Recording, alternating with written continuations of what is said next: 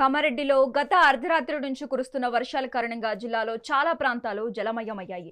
భారీ వరద కారణంగా వాగులు వంకలు పొంగి పొర్లుతున్నాయి. అయితే బిక్నూర్ తలమట్ల మధ్య రైల్వే ట్రాక్ కింద నీరు ఉండిపోవడంతో అధికారులు అప్రమత్తమైనట్లుగా తెలుస్తోంది. రైళ్లను తాత్కాలికంగా నిలిపివేశారు అధికారులు. వర్షం నీరు తగ్గిన తర్వాత మరమ్మతులు నిర్వహించిన అనంతరం మళ్లీ రైళ్ల రాకపోకలు పునరుద్ధరిస్తామని రైల్వే అధికారులు తెలిపారు. అటు ఎల్లారెడ్డిలో 10 మంది వరదల్లో చిక్కుకున్నారు. దీంతో రంగంలోకి దిగిన రెస్క్యూ టీం వారిని కాపాడేందుకు ప్రయత్నాలు చేస్తోంది.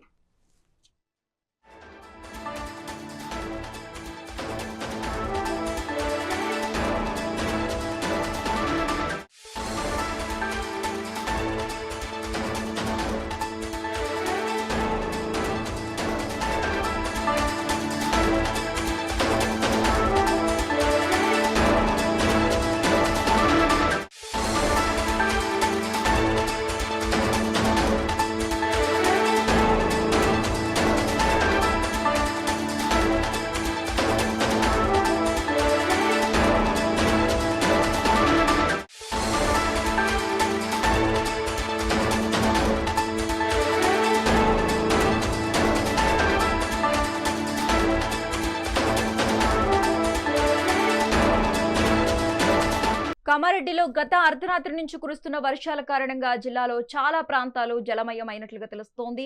భారీ వరద కారణంగా వాగులు వంకలు పొంగి పొర్లుతున్నాయి. ఇక ఇదే అంశానికి సంబంధించి మోర్ అప్డేట్స్ మా ప్రతినిధి ఆనంద్ పాల్ ఫోన్ ద్వారా అందిస్తారు. ఆనంద్ పాల్.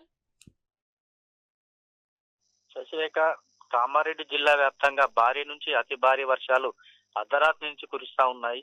దీంతో రోడ్లపైకి మొత్తం నగరం అంతా కూడా జలమయమైంది. అంతేకాకుండా లోతట్టు ప్రాంతాలు కూడా ఇళ్లలో కూడా కొన్ని ప్రాంతాల్లో కూడా ఇళ్లకు నీరు పోయిన పరిస్థితి కూడా ఉంది. కామారెడ్డి మండలంతో పాటు గాంధారి, దోమకొండ, బీబీపేట్, అంతేకాకుండా నిజాం సాగర్, బాన్స్వాడ, జుక్కల్, ఎల్లారెడ్డి ఈ ప్రాంతాలలో భారీగానే వర్షం కురిసింది. దీంతో ప్రాజెక్టులన్నీ కూడా జలకళను సంతరించుకున్నాయి.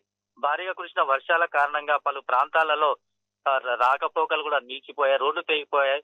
దీంతో రవాణా కూడా స్తంభించింది. అంతేకాకుండా బిక్నూరు తలమట్ల రైల్వే స్టేషన్ మధ్యలో రైల్వే ట్రాక్ కింది నుంచి ఉధృతంగా వరద నీరు పారడంతో అక్కడ కూడా అధికారులు రైళ్లను కూడా నిలిపివేసే పరిస్థితి ఉంది. బిక్నూరు వద్ద కూడా వాగు ఉధృతంగా పారడంతో అక్కడ కూడా వాహనాలను అధికారులు నిలిపివేశారు. ఉధృతి తగ్గిన తర్వాత పంపించేందుకు అధికారులు అన్ని ఏర్పాట్లు కూడా చేస్తా ఉన్నారు. ప్రస్తుతం అయితే ఉమ్మడి కామారెడ్డి జిల్లాలో భారీగానే వర్షాలు కురవడంతో పరిస్థితి అధ్వానంగా మారిందని కూడా చెప్పుకోవచ్చు. ప్రస్తుతం అయితే ఎక్కడైతే బొగ్గు గుడిసె ప్రాంతంలో సుమారుగా బీహార్ ప్రాంతానికి చెందిన 14 మంది కూలీలు వరదల్లో చిక్కుకున్నారు. 4 గంటల తర్వాత వారందరినీ కూడా రెస్క్యూ టీం, ఎస్టీఎస్ఎఫ్ బృందాలు చేరుకొని వారిని రక్షించడం కూడా జరిగింది. నిజాం సాగర్ ప్రాజెక్టుతో పాటు శ్రీరామ్ సాగర్ ప్రాజెక్టు కూడా గేట్లు ఎత్తేశారు. నిజాం సాగర్ ప్రాజెక్టు 13 గేట్లను ఎత్తి దిగువ ప్రాంతానికి భారీగా నీటిని వదులుతా ఉన్నారు. శ్రీరామ్ సాగర్ ప్రాజెక్టు సుమారుగా 25 గేట్లను పైకి లేపి దిగువ 1,00,000 క్యూసెక్ల నీటిని దిగువ ప్రాంతానికి వదులుతా ఉన్న పరిస్థితి ఉంది. అయితే సింగీతం, కళ్యాణి, ఈ పోచారం ఈ ప్రాజెక్టులన్నీ కూడా నిండుకుండలా మారడంతో దిగువ ప్రాంతాలకు కూడా కొద్ది కొరకు నీటిని విడుదల చేస్తా ఉన్నారు. భారీ నుంచి అతి భారీగా వర్షాలు కురియడంతో ఈ ప్రాంతాలలో వాగులు వంకలు పొంగి పొర్లుతా ఉన్న పరిస్థితి ఉంది.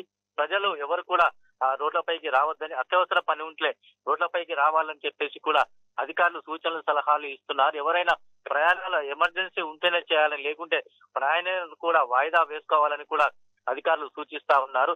అత్యవసరం అయితే ఒకవేళ వర్షం నీటిలో ఎవరికైనా ఇబ్బందులు తలెత్తినా, ఇళ్లలోకి నీరు వచ్చిన, ఇల్లు కూలిపోయినా, తదితర సమస్యలు ఎదురైతే కామారెడ్డిలో కలెక్టర్ కార్యాలయంలో కంట్రోల్ రూమ్ కూడా ఏర్పాటు చేసి సమస్యలు పరిష్కరించేందుకు అధికారులు సిద్ధంగా ఉన్నారు.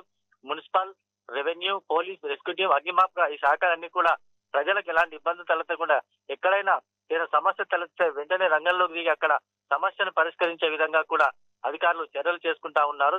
అర్ధరాత్రి నుంచి భారీ నుంచి అతి భారీ వర్షాలు కురుస్తాయని ప్రజలు అనుకోలేదు. అనుకోకుండా భారీగా వర్షం కురవడంతో ప్రజల జనజీవనం కూడా స్తంభించాలని కూడా చెప్పుకోవచ్చు. ఇది కామారెడ్డి జిల్లాలో ఉన్న తాజా పరిస్థితి. Sasirekha. Okay right, thank you Anand Paul.